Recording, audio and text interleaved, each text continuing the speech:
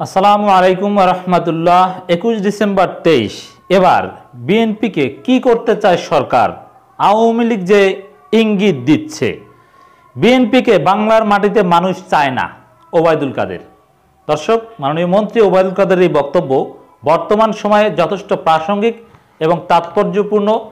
এই বক্তব্যে সুদূর প্রসারী ইঙ্গিত রয়েছে। যেই মুহূর্তে বিএনপি অসহযোগ আন্দোলনের কথা বলছে, অসহযোগ আন্দোলন মানে বড় কিছু, সরকারকে সহযোগিতা করবে না, ট্যাক্স ইউটিলিটি বিল দিবে না, এমনকি ব্যাংকে টাকা না রাখতে উৎসাহিত করা হয়েছে, মামলার হাজিরা দিবে না, নানান কথাবার্তা। তো এই সময়ে বিএনপিকে বাংলার মাটিতে মানুষ চায় না, এই বক্তব্যটা ইম্পর্টেন্ট। এর মানে কি চায়? তাহলে বিএনপিকে কি করতে চায় সরকার? আমরা বক্তব্যটা একটু দেখি। সুদূর প্রসারী ওবায়দুল কাদের সাহেব তো অত্যন্ত মেধাবী মানুষ, তিনি কি ইঙ্গিত দিলেন এটা বলে আমরা একটু বিশ্লেষণের চেষ্টা করব। দর্শক, বাংলাদেশ আওয়ামী লীগের সাধারণ সম্পাদক ও সড়ক ও যোগাযোগ সেতু মন্ত্রী ওবায়দুল কাদের বলেছেন, বিএনপিকে বাংলার মাটিতে মানুষ চায় না, এদের প্রতিহত করতে হবে। এরা থাকলে বাংলাদেশের শান্তি থাকবে না, উন্নয়ন হবে না, জনগণ তাদের লাল কার্ড দিয়েছে। দেখেন, বিএনপি মেনে নিলাম ভুল করেছে, তারপরও বাংলার মাটিতে মানুষ চায় না এবং তাদেরকে প্রতিহত করতে হবে। এর মানে কি? বিএনপিকে রাজনীতি করতে দিবে না। অদূর ভবিষ্যতে বিএনপির সমস্ত নেতাদের বিভিন্ন মামলায় সাজা দিয়ে নেতৃত্ব শূন্য করার একটা পরিকল্পনা আছে এবং বিএনপিকে সুযোগ পেলে নিষিদ্ধ করার উদ্যোগও নেওয়া হতে পারে।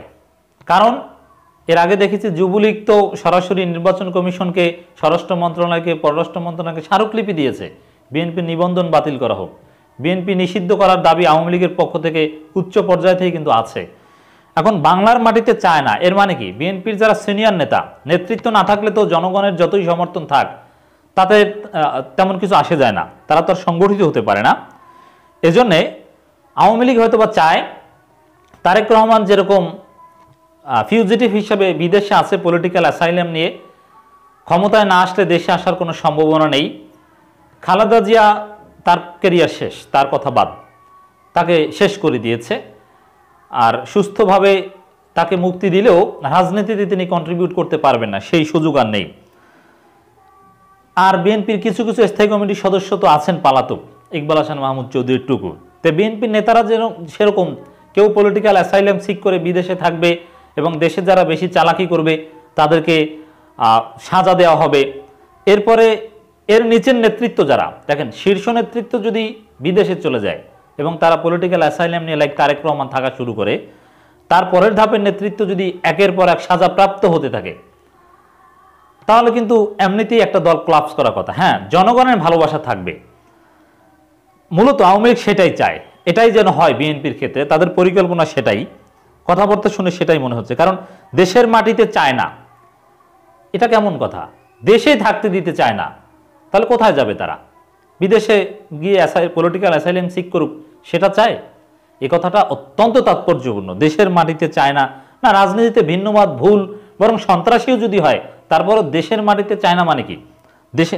দেশের যদি শান্তি প্রতিষ্ঠা করতে হয় তাহলে তাদেরকে বাতিল করতে হবে, স্পষ্টভাবে জানিয়ে দিয়েছেন। এর মানে বিএনপিকে রাজনীতি থেকে মাইনাস করতে চায়, এটাই হচ্ছে সরকারের পরিকল্পনা। এটা ওবায়দুল কাদেরের বক্তব্যে স্পষ্ট বোঝা যায়। ওবায়দুল কাদের বলেন, বিএনপি এখন কোথায়? তারা পালিয়ে গেছে, তারা ভুয়া, তাদের হরতাল, অবরোধ ইত্যাদি কর্মসূচি ভুয়া। তারা বলেছিলেন ডিসেম্বরে শেখ হাসিনা পালিয়ে যাবেন। না, এরকম কথা তো আমরা শুনিনি। কিন্তু কে পালিয়েছে? দেশের মানুষ এবং বিশ্ববাসী তা দেখেছে। বিএনপির দেশবিরোধী ষড়যন্ত্র রুখতে হবে।